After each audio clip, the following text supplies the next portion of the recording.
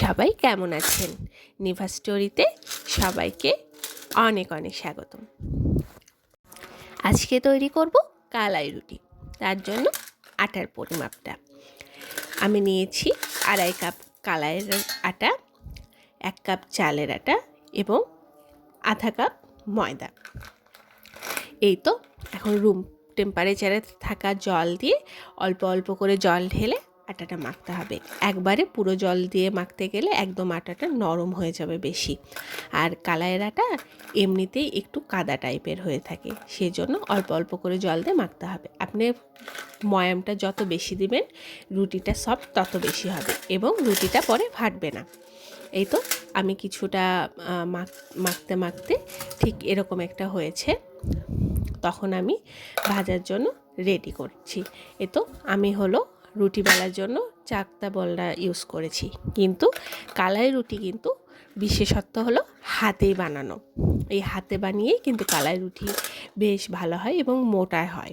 কালাই রুটি যেহেতু মোটা করলে মাটির চুলোতে বেশি ভালো হয়, যেহেতু আমি গ্যাসের চুলোতে বানাচ্ছি সেহেতু আমি একটু পাতলা করেছি। আর পাতলা করার কারণটা খুব তাড়াতাড়ি যেন হয়ে যায়, আর আঁচটাও যেন খুব বেশি না লাগে, আর সময়ও কম লাগে।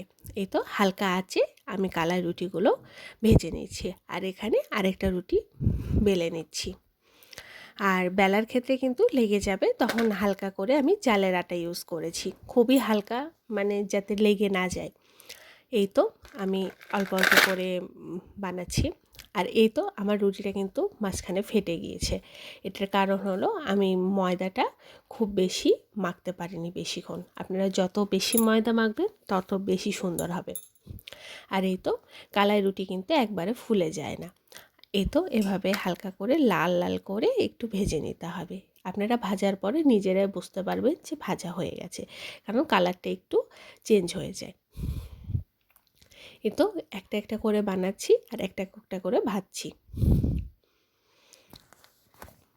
আর কালাই রুটি কিন্তু রাজশাহী এবং চাঁপাইনবাবগঞ্জে বেশ বিখ্যাত, এখন সারা দেশেই মানুষ খায়।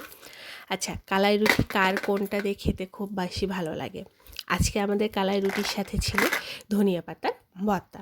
এই যে আমি ধনিয়া পাতা, রসুন, কাঁচামরিচ দিয়ে একটা ভর্তা বানিয়ে নিচ্ছি, ভর্তা বা চাটনি বানিয়ে নিচ্ছি। এ তো ধনিয়া পাতার চাটনি, সাথে ছিল বিখ্যাত বেগুন ভর্তা এবং মাংস। আমার কিন্তু কালাই রুটি খেতে বেগুন ভর্তা দিয়ে বেশ ভালো লাগে, বেশি ভালো লাগে। ধনিয়া পাতার চাটনিও দিয়েও ভালো লাগে, কিন্তু আমার বেগুন ভর্তা দিয়ে বেশি ভালো লাগে।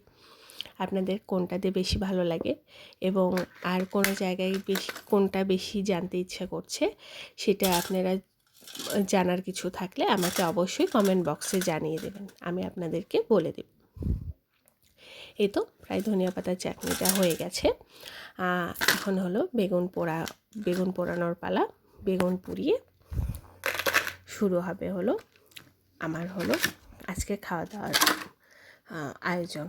আজকে আমার খাওয়া দাওয়ার আয়োজন বেশ ভালো, কারণ কালাই রুটি সচরাচর হয় না।